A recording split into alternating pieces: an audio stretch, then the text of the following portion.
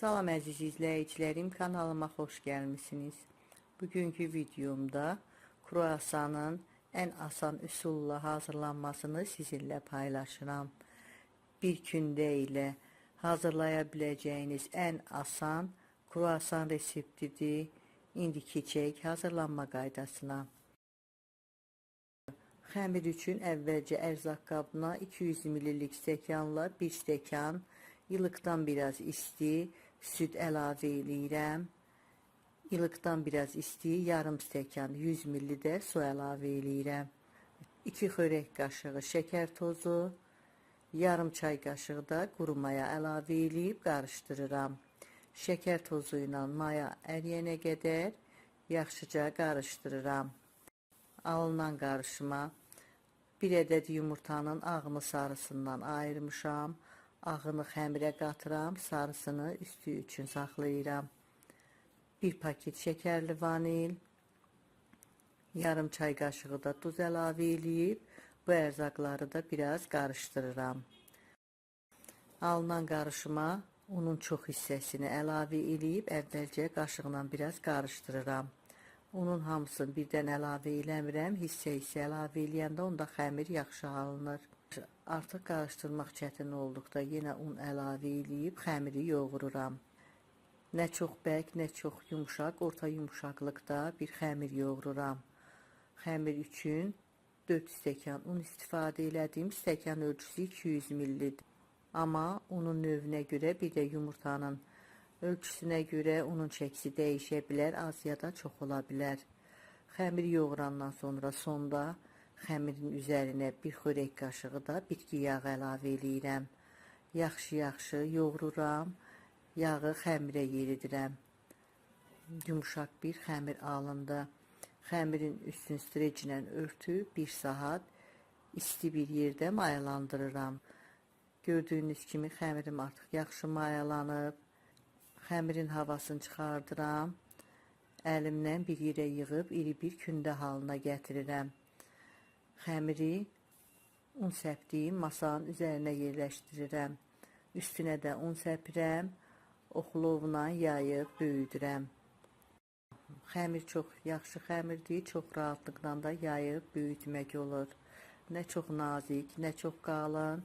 5-6 mm qalınlığında iri bir yayma yayıb açıram.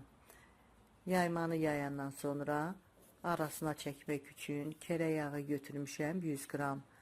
Yağı öncədən soyuducudan çıxartmışam, qalıb yumuşalıb. Yağ nə qədər yumuşaq olarsa, o qədər də çox rahatlıqla yaymanın üstünə çəkmək olur. Onu da qeyd edeyim ki, kərə yağını margarinlə də əvəz eləmək olar. Yağın hamısını çəkəndən sonra videoda göstərdiyim kimi xəmir kəsəndən kəsirəm. Əvvəlcə 4 hissəyə kəsirəm, tam ortadan kəsmirəm. Ortada bir xırda nimçə boyda yer saxlayıb kənarlara doğru kəsirəm. Sonra kəsdiyim parçaları da 2 hissəyə bölürəm. 8 bərabər yerə kəsirəm. Kəsəndən sonra xəmirləri hər tərəfdən üst-üstə gətirib əlimlə çəkib kənarlarını düzəldirəm. Kəsik parçalar tam bitənə qədər bir-birinin üstünə gətirib əlimlə kənarlarını düzəldib iri bir yağlı qat-qat kündə halına gətirirəm. Belə çox asanlıqla qat-qat xəmir hazırlayıram. Hazırladığım yağlı qat-qat xəmiri un səpdiyim boşqaba yerləşdirirəm.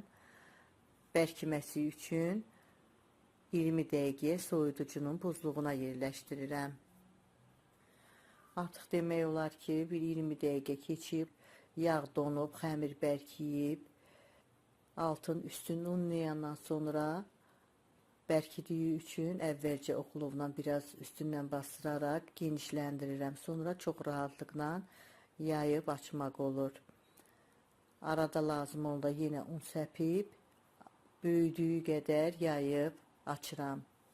Belə gördüyünüz kimi yağlı xəmirdən iri bir qat-qat yayma yayıb böyütdüm.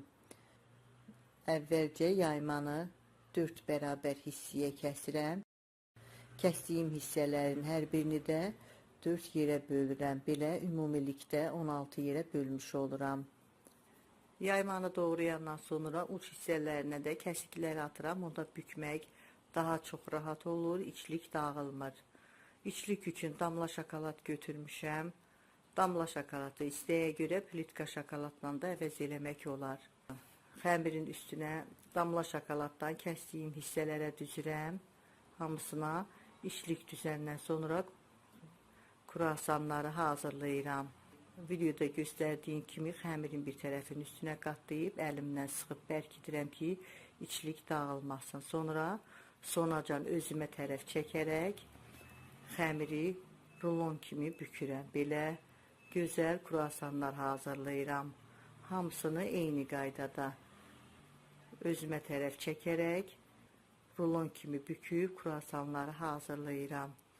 Kruasan üçün istifadə elədiyim ərzaqların ölçülərini videomun açıqlama bölümündə də qeyd eləmişəm. Hazırladığım kruasanları yağlı kağız sərdiyim formalara düzmüşəm.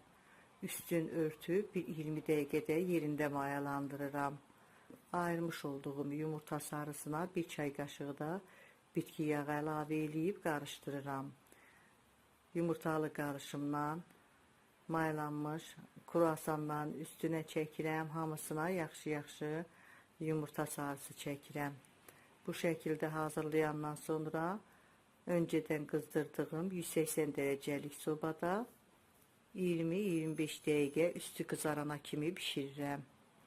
Kruasanların hamısını eyni qaydada hazırlayıb bişirdim. Belə gördüyünüz kimi çox gözəl kruasanlar alınıb, üstü çox yaxşı qızarıb. Hazırladığım xəmirdən 16 ədəd yumuşaq şokoladlı kruasanlar alındı. Tam soyumayıb, amma kəsib içərisinin necə olduğunu sizə göstərmək istəyirəm. Gördüyünüz kimi qat-qat, yumuşaq, şokoladlı, çox dadlı kruasanlar alındı. Tez bir vaxtda hazırlaya biləcəyiniz asan bir şirniyyat reseptidir.